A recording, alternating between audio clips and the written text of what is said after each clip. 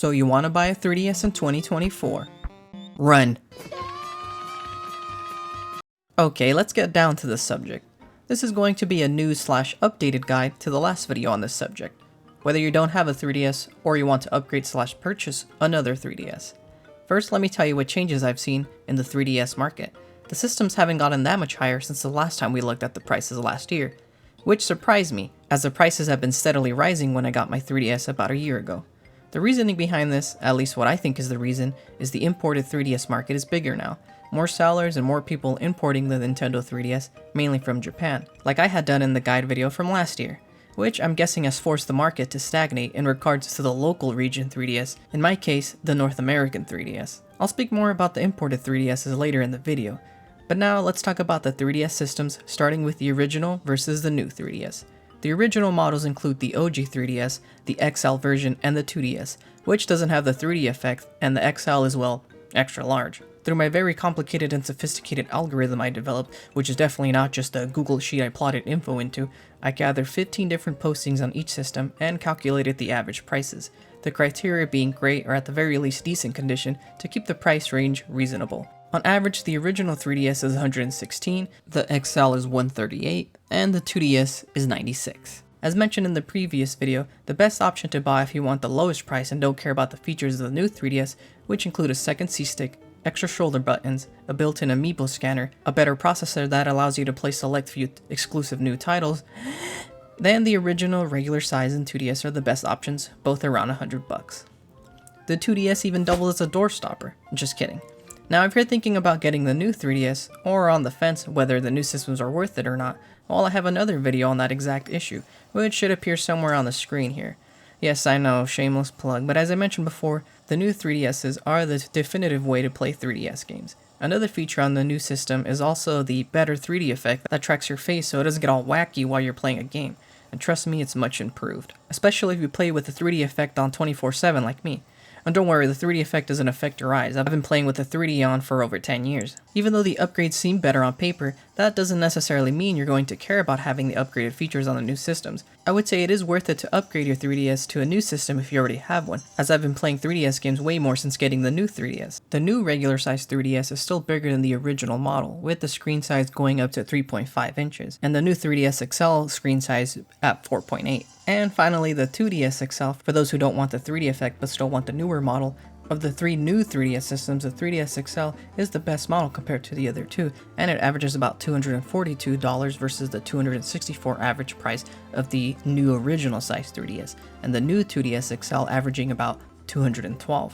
The XLs do have a bigger screen and the newer hardware, especially if you get an IPS model. You see, some of the 3DSs have IPS screens, which are better than the regular TN screens, allowing for better viewing angles. Now, those IPS screen models will be more expensive, which brings me to my next point. When searching for a 3DS, you'll be bombarded by different prices and many different console models. The ones that are expensive would be the special editions of the systems that are available in all the different models. The 2DS transparent editions, the special edition original 3DSs and XL versions, the new 3DS XL special editions, along with the 2DS XL special editions, and of course the regular size new 3DS, which actually has removable faceplates that are basically the part of what makes the system special editions, like the Pokemon cover plates, which again, I made a video on, somewhere on the screen again. Okay, new game, everyone take a shot every time I reference a previous video. Just kidding, don't do that, because you'll be chocolate wasted by the end of the video. In summary, in terms of pricing, it makes sense from the lowest being the original models and the 2DS, moving towards the new 3DS XL. The new 3DS regular size is more expensive than the XL non-IPS models. It originally released only in Japan, coming to North America later on, and only in special editions, making the regular size new 3DS more expensive. But luckily, as I mentioned early in the video, the importing 3DS market has grown.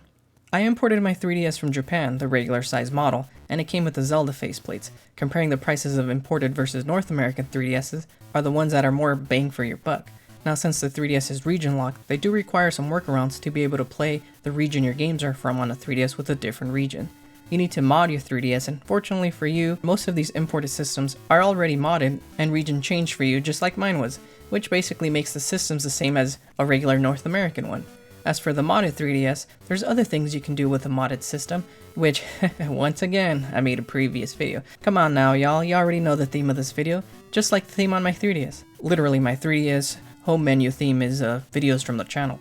The good news is, at least from what I've seen, is that sellers posting Japanese 3DSs already region unlocked them and or modded them on Mercari or OfferUp or eBay as US based sellers, meaning that there's no more worrying about import fees or longer shipping time. I'm sure more listings will pop up as the market and demand grows for them. Now let's go back to my super complicated AI rivaling calculations here that are definitely not a Google Doc sheet I manually typed the information into. And here I also gathered some prices in the imported 3DSs, the new XL, or otherwise known as LL in Japan, and the new 2DS LL. And also they are strictly from eBay, as Mercari and OfferUp just didn't have as many listings on as eBay for the imported 3DSs. And here the average prices for an imported Japanese new 3DS regular size is $178, $171 for the 3DS LL, and the 2DS LL was about $163. Comparing them to the North American models, it's quite a difference taking into account before taxes too. But keep in mind, if they are shipping from Japan, you might be subject to those import fees and maybe a longer shipping time frame. One last thing to keep in mind when shopping for a 3DS is, if it's too good to be true, probably is. For example, pretty good price here, it's a scam. Thanks, random comment. The average prices I showed are exactly that, an average, and you can always find the systems for good prices, sometimes a bit cheaper like this new 2DS XL for $140. But read the description. In this case, the system works fine, except for that it shuts down when pressing the ZL button. You might be able to fix that and you can save yourself a bit of money and the hassle of having to mod and import a 3DS if you buy an unmodded one. The good thing is, the 3DSs aren't too difficult to mod, and there are loads of videos here on YouTube, and I'll have one in the description, as well as examples and postings of 3DSs that I found as examples. But I'm not affiliated with any of these links, and purchase at your own risk, they don't know who I am or whatnot. Come on now. Depending on where you live, if you're able to buy the system in person, like on OfferUp and Mercari, you could possibly save some money, like this great deal for pickup only. And yes, you can maybe find an amazing once-in-a-lifetime deal at a flea market or a swap meet, maybe. Or maybe you can get lucky at a yard sale, or somewhere else where, you know, you have to go outside. Whichever 3DS you get or want, the important thing is to make sure it can play the games that you want if they require a new 3DS system. And even so, there are countless titles on the system, and a game for everyone. And, oh, you want to play fetch, huh? Well, okay, but this time I'm not going to accidentally throw my 3DS this time. Go get it! Anyways, as I was concluding, oh, you want to play too, huh? Okay, fine.